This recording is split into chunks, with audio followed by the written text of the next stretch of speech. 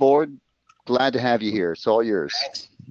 Thanks, Richard and Rob. I appreciate it. I appreciate everybody for showing up today. And I'm gonna jump right in, because even though we have a two-part series here, it's just a ridiculous amount to try to cover, even in a basic way. And so I will introduce myself kind of briefly in relation to this topic, but then I want to really jump into the material.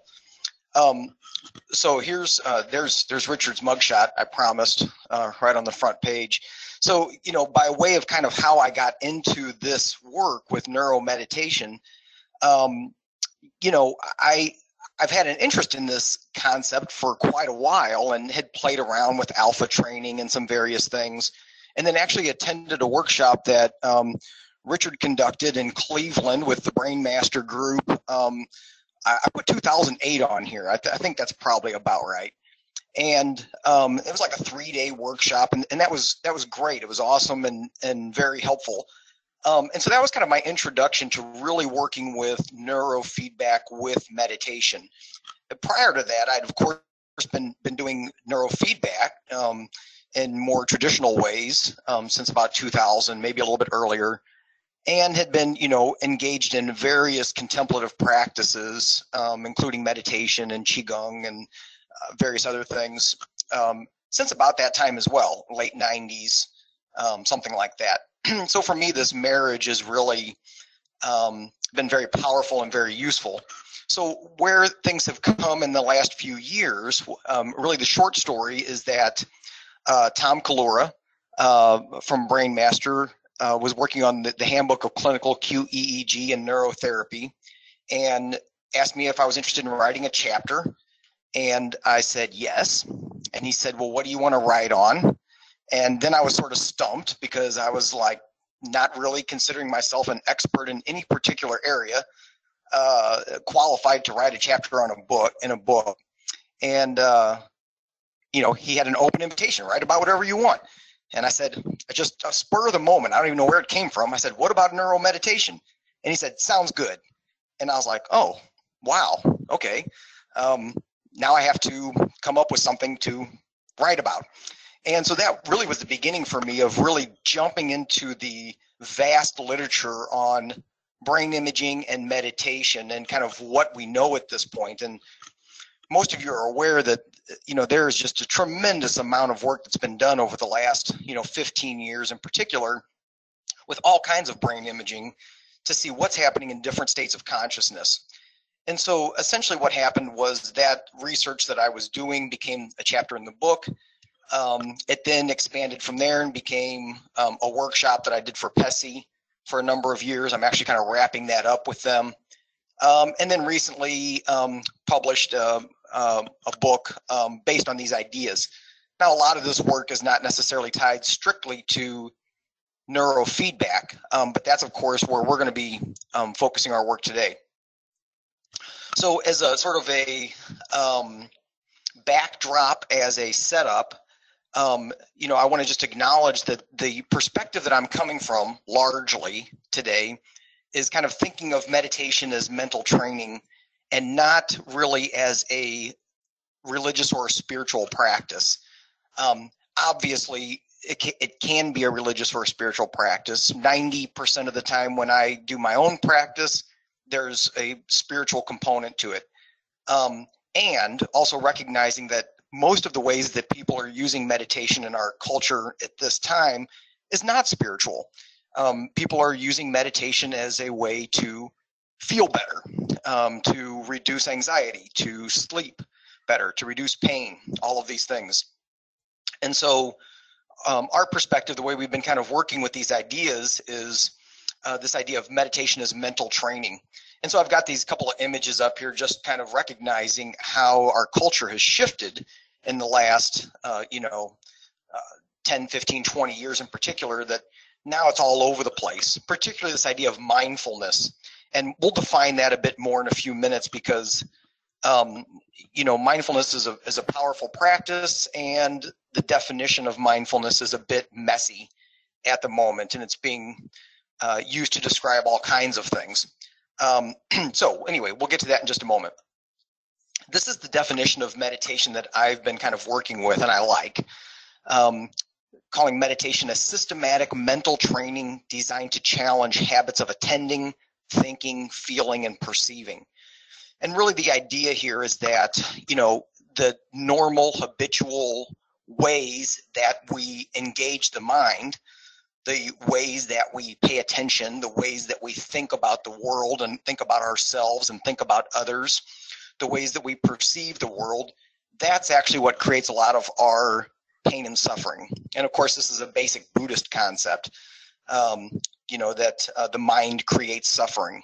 And so, really we're just kind of taking that concept and again, making it kind of westernized so that it's more approachable.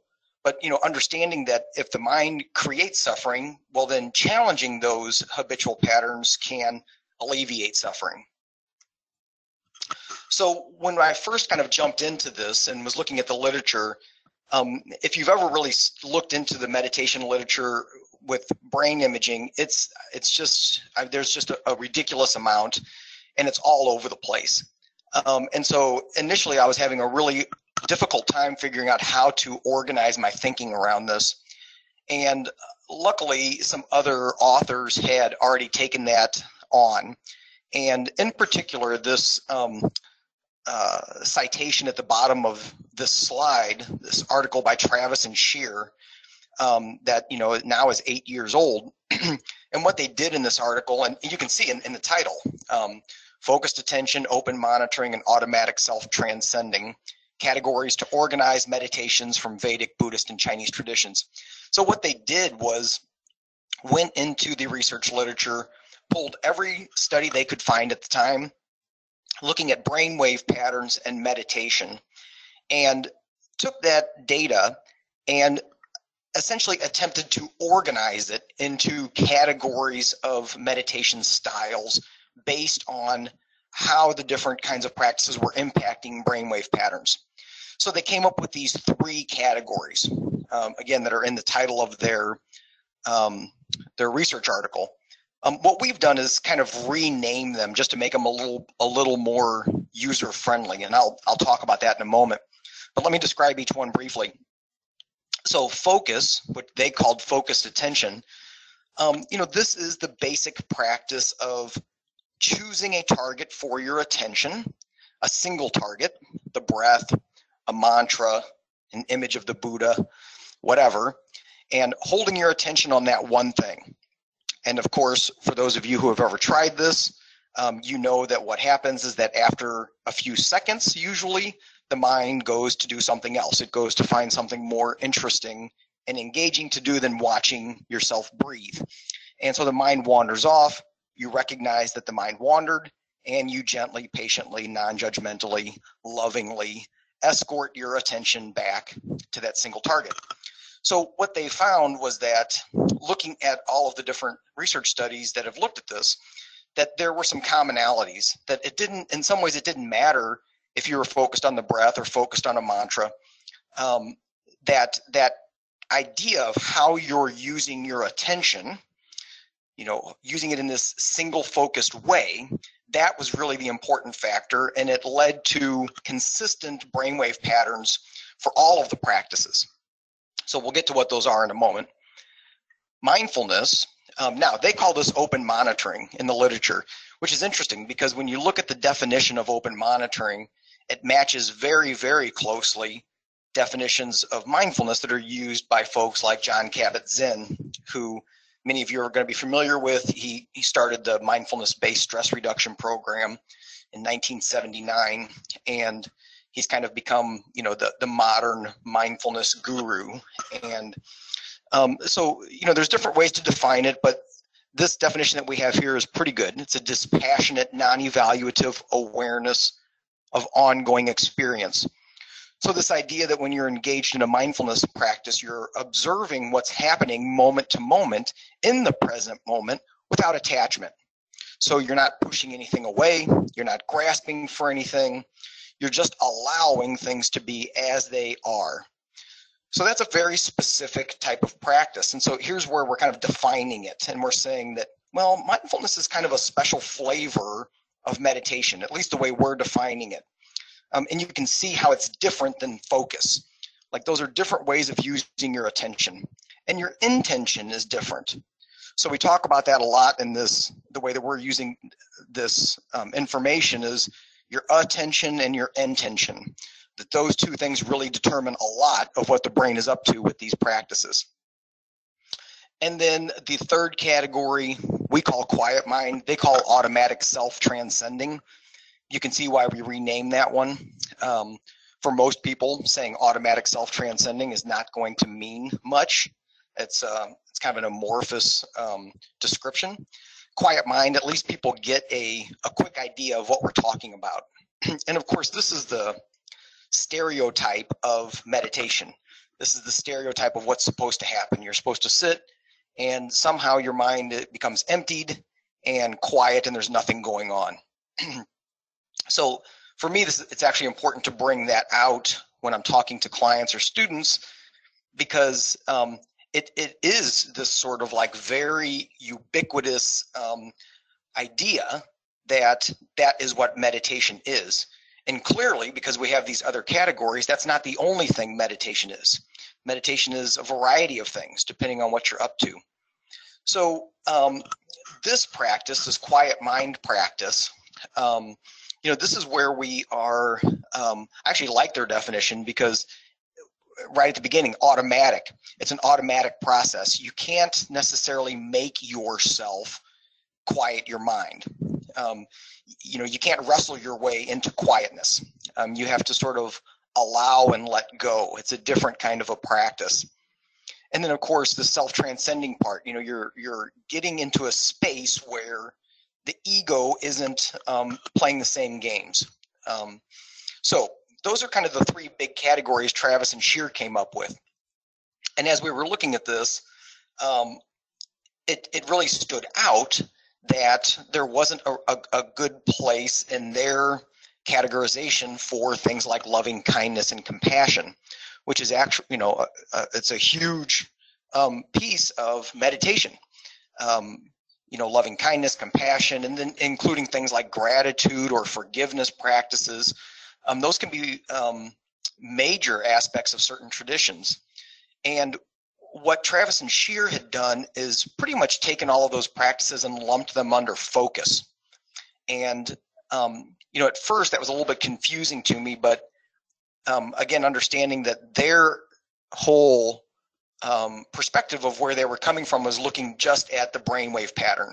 And when we look at it a little bit later, you'll see that there are some pretty strong commonalities between focus and open heart in terms of brainwaves. There's also some important differences, which is why we felt like it deserved its own category. Not only did it deserve its own category because the brainwave patterns and where the brainwaves are engaged are not exactly the same, but also the attention and intention of the practice is quite different. So these are the basic 4 styles that we work with. In the advertisement for the webinar, we talked about 5 styles, and we'll get to that one. We'll get to that one next time. And because the 5th style is kind of a new one that we're working with, and we're roughly calling it deep states, which can mean a lot of things, and it does. It's a big category, and so we will get into more of that next time. Okay, so here's the meditation brainwaves. This is based again on Travis and Scheer's stuff. And again, this is kind of a simplified version, but I want to get us oriented toward this thinking. And then we're going to get way more specific. So this is what Travis and Scheer were finding in their research, that when people were engaged in a focused meditation, the common pattern that was seen was increases in either beta 2 and or gamma. And for me, this is very interesting because sort of the common knowledge about meditation is that it's a slow brainwave state, alpha or a theta, something like that. And we're seeing right off the bat that that's not always true. It's not entirely accurate. It depends a little bit. And again, we're going to define this more clearly in a moment. The pattern that they saw with mindfulness, which they call open monitoring, was an increase of frontal midline theta. Now, there's some more current research that we'll talk about later today, hopefully, that also shows increased gamma with mindfulness as well. So it depends on where you're looking in the brain as part of the issue. Now, open heart practices. Now, this is clearly a gamma practice, and many of you are going to be familiar with the research that Richie Davidson and those guys are doing at the University of Wisconsin, and with the Tibetan monks, where they're seeing these large increases of gamma when the monks are engaged in their practices. And then we have quiet mind. And quiet mind appears to be really connected to this alpha 1 brainwave pattern. And so you'll see this most obviously with practices like Zen and transcendental meditation from the literature. So this is our starting point. We've kind of got this stuff that the research literature has identified pretty clearly and pretty consistently. And so then we wanted to take it to the next step. Like, well, how do we use this? How do we take this and utilize it to translate it into a neuro-meditation, an EEG neuro-meditation protocol? So first, before we jump straight into that, another element that we were kind of looking at with this is it's like, okay, great, we've got these 4 styles. So which one should you use, or does it matter? And what we started doing at looking at this was looking at what's happening in the brain with these different styles and how that might connect to different mental health concerns. My background is as a psychologist, and so of course that's my primary interest from a clinical perspective is, you know, how can we use these to help people?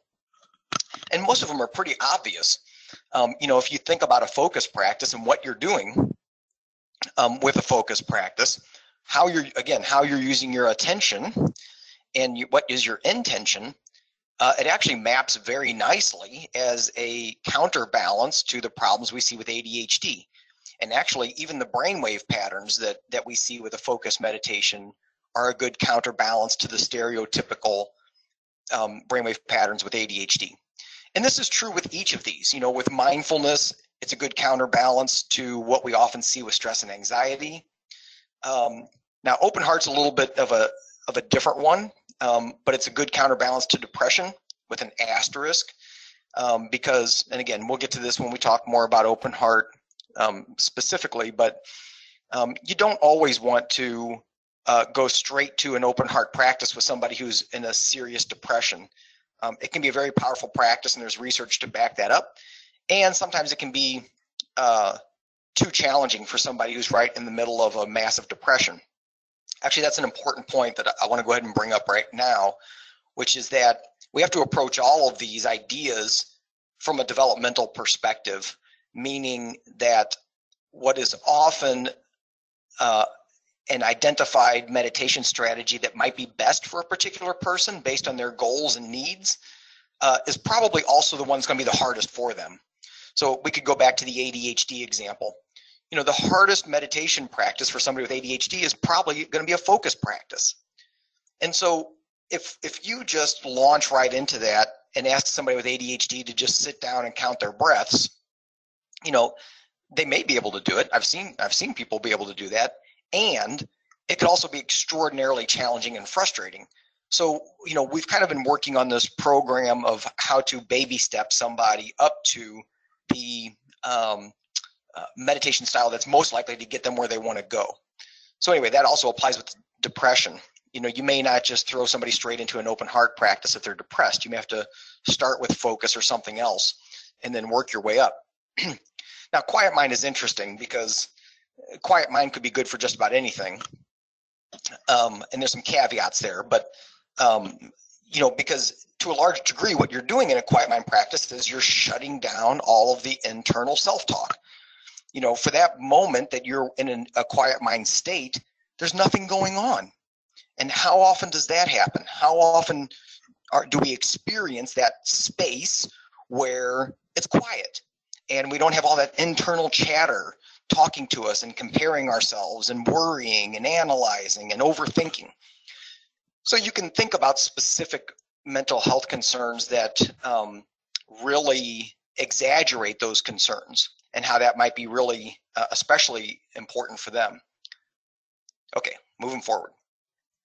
So we created a brief styles inventory that you might check out. It's on our website, and this is just a way to orient people toward a style as a beginning point. It's not meant to be, the be all and didn't run, reliability, validity studies on the thing and do a factor analysis. It's an inventory that has face validity. It makes sense. And we actually have found that with students and clients in particular, this actually is really useful. If we're sitting with somebody or we're working with somebody and feel like they might be somebody that could benefit from a meditation practice, the next question is kind of like, well, where do you start? And so this is a good way for people to start to kind of self-identify which style of meditation might be good for them. And then, it also gives some basic ideas and hints as well for those folks. Anyway, so something you might want to check out. So let's get into focus. My goal, by the way, today is to get through focus and mindfulness for sure, and then we'll kind of see what happens time-wise. And then the next time that we visit, we'll hit the rest of them. So I already defined a focus meditation a little bit before, but just to kind of reiterate, so a focus practice is going to be any kind of practice where you choose an object, so a single object or a target. So the breath is an obvious one. It could be a candle. That's going to be an external focus. So you can have an external focus or an internal focus. It could be a mantra. It could be, a mandala. Whatever it is, you are holding your attention on that one thing. And then the mind wanders. And then you have to recognize that the mind wandered, which is often one of the most difficult tasks for a beginning meditator, is to recognize that the mind wandered. And then you have to bring the attention back to that single target. So that's it. That's what these practices really are, these focus type practices. It's learning how to have control over that monkey mind, being able to sort of keep it on track, being able to sustain your attention on a single thing. By the way, one hint here, one thing that we've observed that is often helpful when you're working with this particular practice with folks is even the idea of selecting an object becomes important, because here's what will happen, and some of you may recognize this when I start describing it. You sit down to meditate and you say, I'm going to do a focus practice. I'm going to focus on my breathing. And so you sit down and you decide that you're going to focus on watching the belly expand and contract with each inhalation and exhalation. And that's going to be your focus. And so you do that for a little bit. And then the mind comes in and convinces you that there's something better, that there's a better way to focus your attention, that maybe it would be better if you watched your breathing, the feeling of your breath moving in and out of your nostrils. Like, for some reason, that's better. Your mind convinces you of this. So you shift. And now you're watching your breath coming in and out of your nose. And then the mind jumps in again a moment later and says, no, focus on your third eye. That's it. That's the thing to do. And then maybe it becomes a mindfulness practice. Who knows? But so recognizing that this process is very common and happens all the time, and most of us do this, and recognizing that that's actually the mind playing games with you, because what it's doing is it's trying to find something more interesting than simply holding your attention on one thing, which is the whole point. So when we recognize this, even that beginning part becomes important to sort of recognize, how do we kind of help people learn how to work with these practices? Because, really the approach that I'm kind of advocating is this, like, yes, there's a neurofeedback component, but you also end up having to be a little bit of a meditation coach, because you're doing both. This is a little bit different than where we're going to go with this is a little different than certain other protocols where you just hook somebody up and let them go. We are trying to help them find specific states of consciousness. And so most people are going to need some help to figure out how to do that, in addition to the feedback. The neurofeedback tones or music, that's going to provide some of that. But, they're actually doing something active with their mind at the same time. So here's kind of what seems to be going on, what researchers have figured out in the brain when you're doing a focus practice. So this little diagram kind of lays it out pretty nicely, and you can see that this came from an article in NeuroImage a few years back. And basically what's going on is you're shifting back and forth during a focus practice from the attention networks being activated to the default mode network. So you're kind of doing this little dance between the attention networks and the default mode network. So you're either paying attention. So basically there's two things that are happening in this practice. You're either paying attention or your mind is wandering, or you're getting yourself back on track. But so that's really it. It's these two different states that are kind of going back and forth, back and forth, back and forth. And so this actually becomes really important for us when we're thinking about, well, how would we turn this into a neuro-meditation protocol? How would we turn it into an EEG protocol? And it's like, well, somehow we have to be able to address these two issues. We need to be able to measure attention, and we need to be able to measure mind wandering. So both become important. So here's kind of what we've been working with. Now, I need to say right here up front that I pretty much, I'm not going to say 100% of the time, 98% of the time, I'm using S-Loretta for all of these protocols. I'm using a full cap, and those are the protocols I'm using. I'm actually going to show you a playback here in a few moments so that you can kind of get an idea of how I'm working with this. So, we've come up with 2-channel protocols, but just honestly, I haven't worked with them as much because I've just been more focused on using the S-Loretta. So I'm going to kind of talk from that perspective, but you'll see what we're doing with the 2-channel as well. So when we're setting up a protocol for this, like, well, how would we measure these two issues? So really what we're doing is we're rewarding, I'm looking at the S-Loretta here, rewarding beta 2 or gamma. Now, honestly, I never reward beta 2 here. I always reward gamma at the anterior cingulate. So now what that is telling us, this is essentially giving us information about, is the person focused? If the anterior cingulate is engaged, then you're paying attention to something. You're doing something. The mind is doing something. Now, it could be doing a lot of different things, but we know that it's engaged. So that's kind of part one.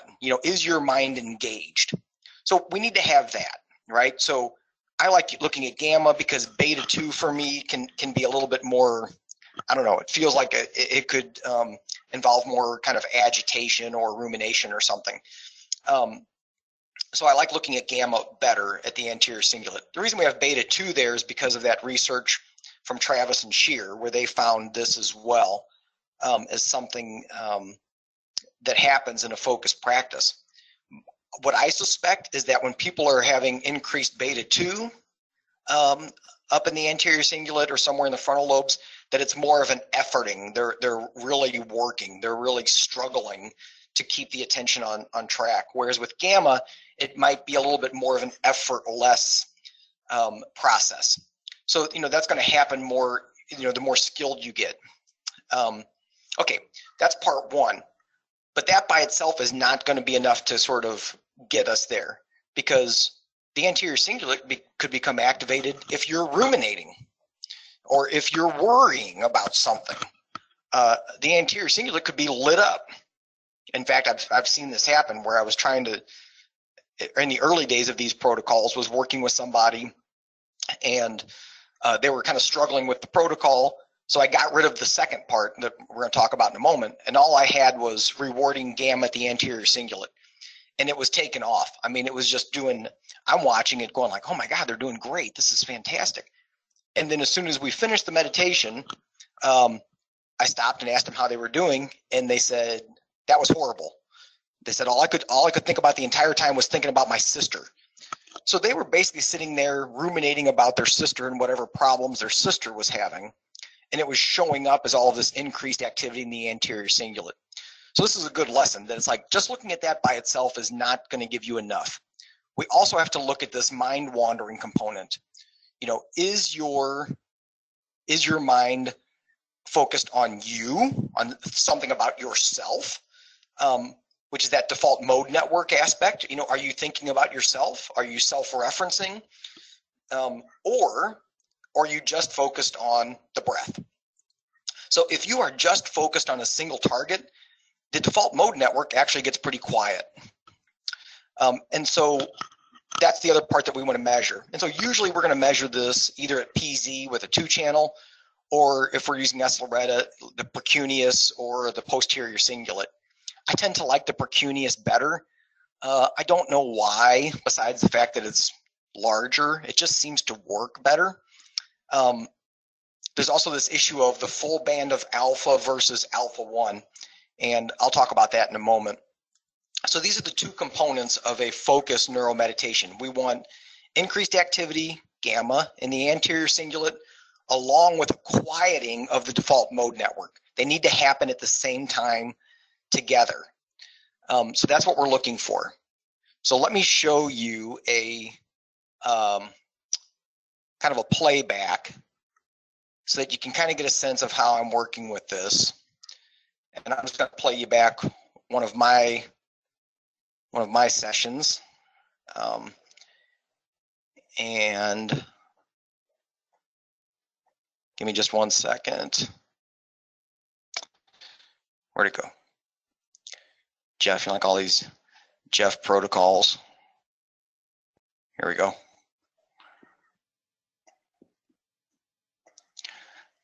Okay, so here's my EEG, and you know, I've got a couple tabs down here just to kind of keep an eye on things. So here's, you know, gamma in the anterior cingulate, just kind of looking at that with the 3D viewer, just, you know, kind of keeping an eye on things there. It's not really doing anything else except for just, you know, to sort of watch. And then here, you know, you've got alpha in this case, the precuneus, but you could change it to the posterior cingulate if you like that better. Again, just kind of keeping an eye on it. Now you can see the numbers at the top. My alpha's, you know, kind of up there for the. Okay, so here's the important tab, the monitor tab. So here's where we're watching both of these. So the yellow, the first one is looking at gamma in the anterior cingulate. And so you can see, you know, there's the squiggle line, which is reflecting gamma activity in the anterior cingulate. And then there's the hard line, which is the threshold.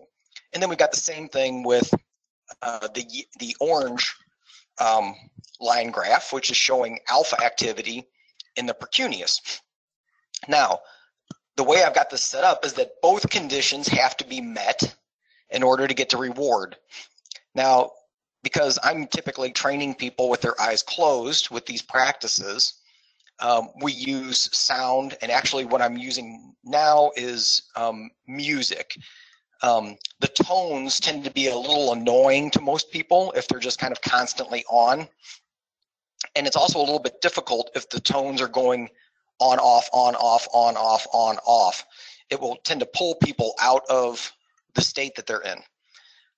So what we figured out with lots of experimentation is that music tends to work better. And what I'm particularly enjoying doing right now is using the ZooCore multimedia player and setting it up so that the music is set up proportionally, so that you know, the music never cuts all the way off. If they're not meeting criteria, the music will be quiet, but then when they are meeting criteria, the music gets louder. So then the idea is to sustain the music. And so we'll use some sort of ambient music that is pleasant, but also kind of facilitates the state we're trying to get into. Okay, so let's get back to this graph here. So you see the gamma in the anterior cingulate. It looks fine, right? I mean, it's above threshold, it's doing great. This one is more of a check to make sure that the person doesn't just go float off into space. Okay, I'm never going to know exactly what they're thinking about. They could be thinking about their sister. They could be focusing on their breath. I don't know. I just want to make sure that they don't float off, because what's going to happen, some people, the longer they meditate, or if they're used to a particular tradition like transcendental meditation, they're focusing on something for a while, and the next thing you know, they're gone, and there's just in a quiet state. Well, that's not what we want here. We want them to stay focused. this gamma in the anterior cingulate is basically a check to make sure that they're with me. Are you with me? Are you focused on something? Now, so I don't expect to do a whole lot. And like, if you look at the top where the percent of success, it's 100%. And this freaks people out sometimes in the neurofeedback world. They're like, well, 100% success, that, you know, you can't have it there. And it's like, well, yeah, I can, because I'm not trying to push gamma. That's not my point with these protocols. My point is to have a way to get information about their current state of consciousness. That's all I want. And so if their brain is doing what I want, then they can have 100%. It doesn't matter. So as long as I'm focused, because this is my brainwave pattern, then that's good. So I'm not going to mess with that threshold. Now, you can usually know where to set this at the beginning, because usually right off the get-go, people are pretty focused. So you can use that as a good indicator of where that gamma is going to be hanging out. Now, let's look at the alpha, because this is the one that's more interesting. And so, you know, you see right now I'm below the threshold, so I would not be getting any reward right now, because this is, my alpha's low. This means I'm thinking about something, but who knows what it is, right? I'm worrying about, holy smokes, look at that. I just jumped way up. So there, I shut it down. I got back on track. I'm just focused on my breath, or I'm just focused on whatever it was I was focusing on. So you can see the difference. Now, not everybody is going to have this big of a variability. It's helpful when they do, because it gives you a range to look at and say, boy, you know, when that alpha is really high like that, oh, look, now I'm distracted again. I'm thinking about, again, who knows what, lunch, or, you know, Netflix, or my list of tasks to do for the rest of the day, whatever. And oh, there I go. I'm back on track again. So this alpha in the precuneus, or the posterior cingulate, is really the critical factor with this protocol. You want both.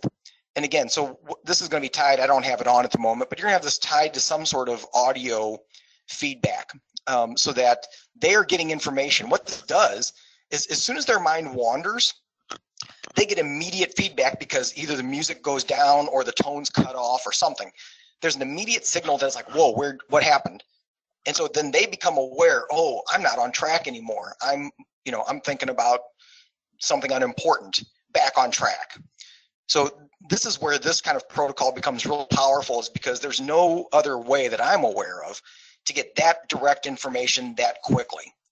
Now, if we left this run a little bit longer, you would see that the gamma actually at some point drops below threshold.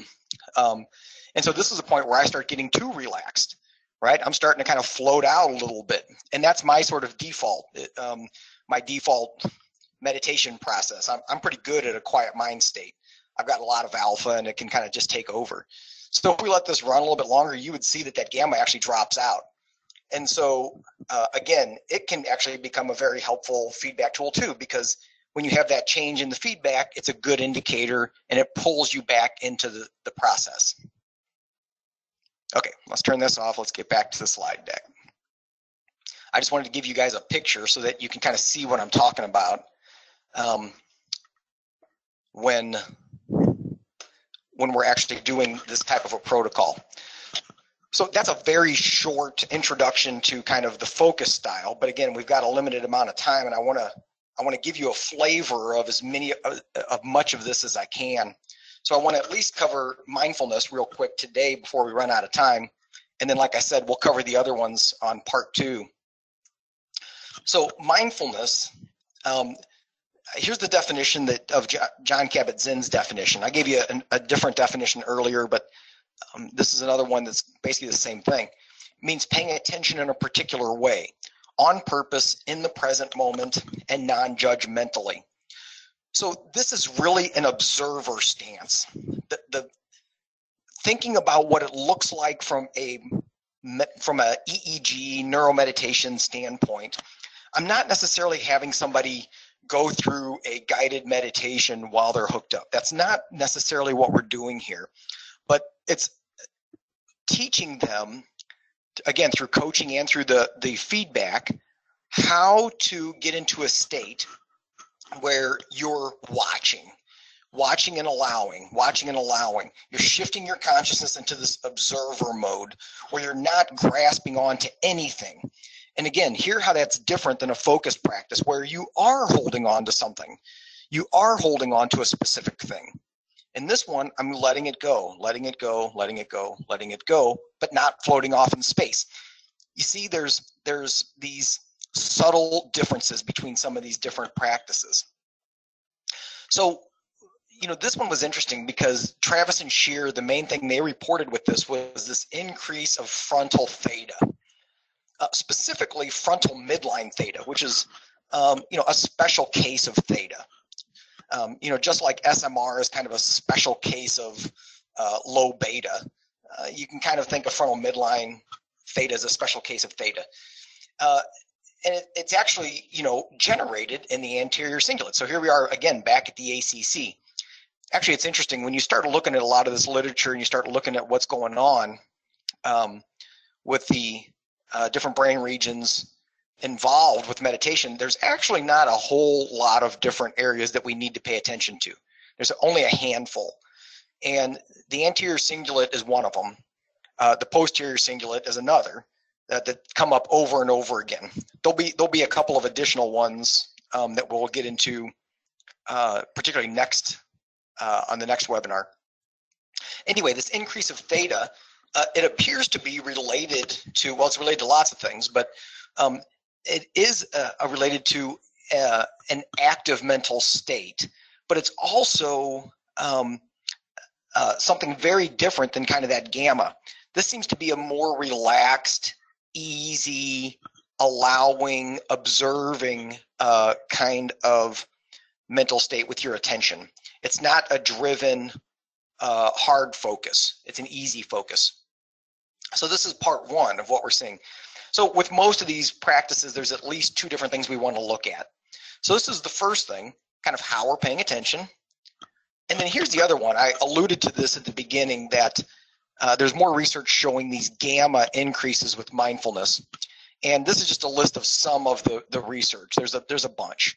But if you kind of look through this, you'll see kind of a common pattern, which is it's outlined right in the very first one: increased gamma over parieto-occipital electrodes. So this is what we're seeing. Look at the second one: increased gamma over posterior electrodes. Now, most of these studies are not they're not using S-Loretta or some other technology to look at deeper brain structures. They're looking just on the surface, but very consistently, it's in the parieto-occipital region that we're seeing this increased gamma, either as a trait of experienced meditators or during the meditation process. And so this is interesting because it's like, well, what the heck is going on with a bunch of increased gamma in the back of the head? Because, boy, that sure sounds like the default mode network. The default mode network has such huge regions, especially in the back of the head. It's like, boy, it sounds like that's getting involved somehow. Why would we have gamma in the default mode network during a mindfulness practice? And actually, the more, I'm speculating a bit here, but here's kind of the way I'm thinking about it is that, mindfulness meditation involves an monitoring of the self. When you're engaged in a mindfulness practice, especially the way that we're kind of talking about it, you are looking at your thoughts, you're looking at your feelings, you're looking at your bodily sensations, but you're doing it in this kind of highly organized, integrated, allowing, gentle, observing kind of way. And so this is how this seems to show up. It shows up as frontal theta and or increased gamma in the default mode network. So you can see where I'm going with this. This is a pretty easy translation into an EEG neuro-meditation protocol. And it's going to look very similar in some ways to what we just talked about, except we're changing the bands. So now, instead of having gamma in the anterior cingulate, we have theta there. And instead of having alpha or alpha 1 in the posterior cingulate, we have gamma. So we've shifted it up. It's a different state of consciousness. Now, I put gamma at 35 to 50. Different people define it different ways. That's usually where I put it. Last slide, and then we'll take questions for this. So this was one of my early, just a chunk of a graph of somebody who I was experimenting with this protocol when I was first developing it. And you can see what we were doing. The red line is rewarding or showing increases of theta in the anterior cingulate. And at that time, I was decreasing alpha in the precuneus rather than gamma. And I've kind of changed that. But the idea was kind of the same. A decrease of alpha theoretically would be related to increased activation. So this was a quote from this person when they did the protocol. This protocol, or at least the way I was approaching the session, led to a very mellow, pleasant state of mind. Very calming, slow, and relaxed. I just let go of any thoughts and don't try to force anything to happen or to not happen. I seemed to receive the reward when I was a little bit more focused. I came out of the session not wanting it to end, nor wanting to speak or verbalize my experience. So obviously you had a very pleasant experience, but you can hear in the language that, really this idea of allowing things to happen without attachment, without trying to force anything, was kind of the key to this experience. And again, ties in very nicely with mindfulness. Wow, I feel like I've been going about 100 miles an hour here. So I think this is a good place to break and at least allow for a couple of questions. Okay. All right. Well, thanks, Jeff. Richard, are you unmuting folks? I'm going to start to unmute them. That really was an excellent breakdown of different styles of meditation. Jeff, in my book, The Audio, look at a lot of this stuff too, and I agree with the way you categorized it and with your conclusions. And we've looked at this separately, different people looking at the literature. I think I'm rolling the same idea. Richard, can you get closer? We hardly hear you. Oh, sorry. I'm sorry. I had my thing off. More detailed notes than I am. Let me see if we can get this. I'm trying to figure out where I'm going to save it on my computer. Hang on, let's see who's talking. Okay. Yeah, this is always our problem, Jeff. Anyways, Jeff, I was saying I have reviewed a lot of the same literature and come to a lot similar conclusions about the categories that you have. And I think it's an excellent way to categorize this. And I think moving forward in the field, it would be good to continue to use your characterizations of the categories. I think they're pretty accurate based on what I've seen. So that's a really good contribution.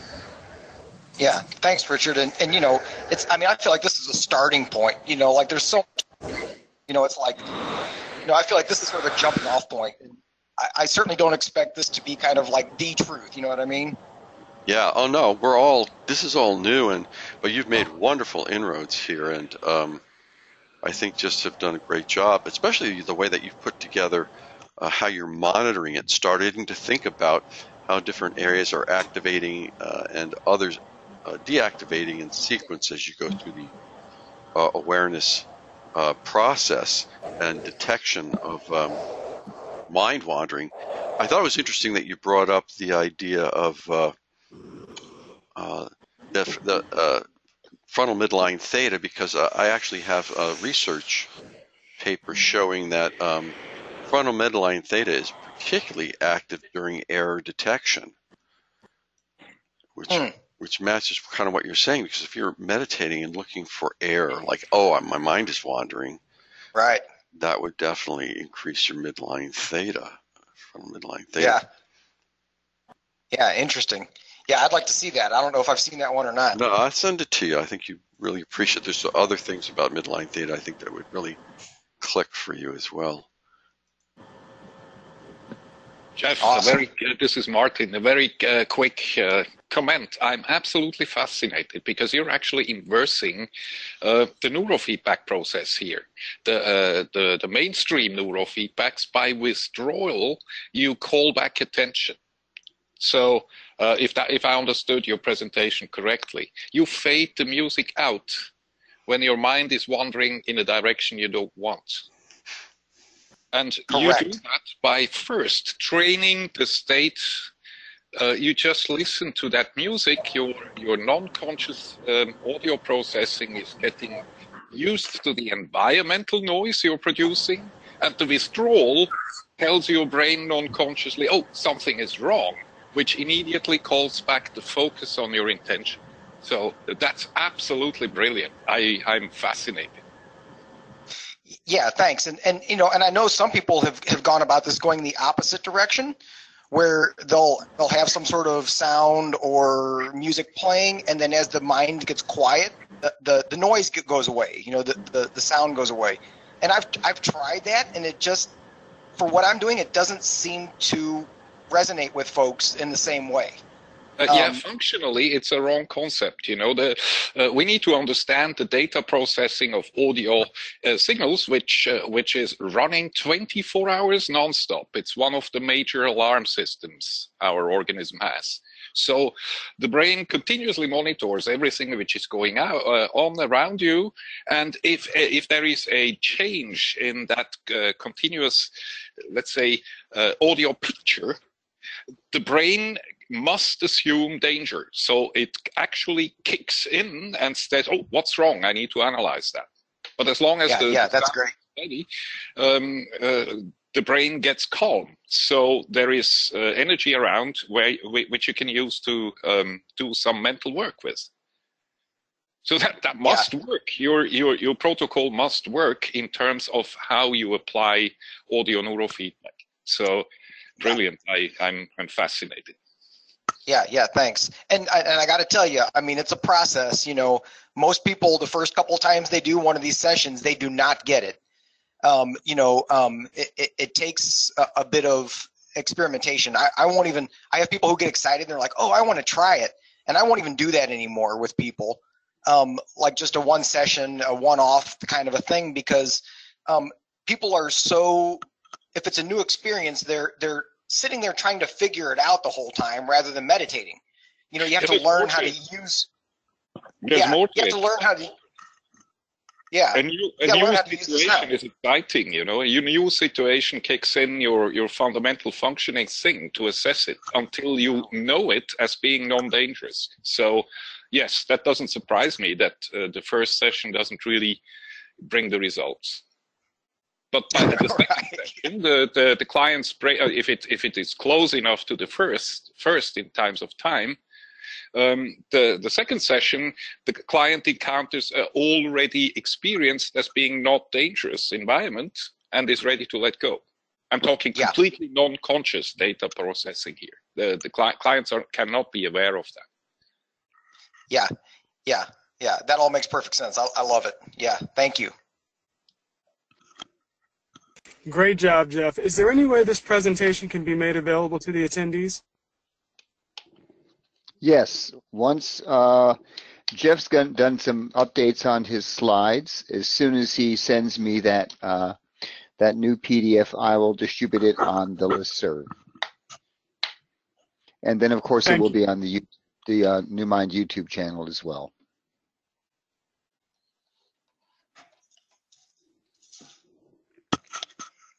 Any other questions, folks, since we're right at the top of the hour here? Quick ones? All right. Hey, Jeff, thanks so much. Folks, we have part 2 coming next month. I will send out reminders. So thank you so much, Jeff, for part 1 today. Great. And we'll see you next month, and everybody else, we'll see you Friday. We'll do some follow-up discussion and just keep that as an open discussion time for Friday. Awesome. Thank you all.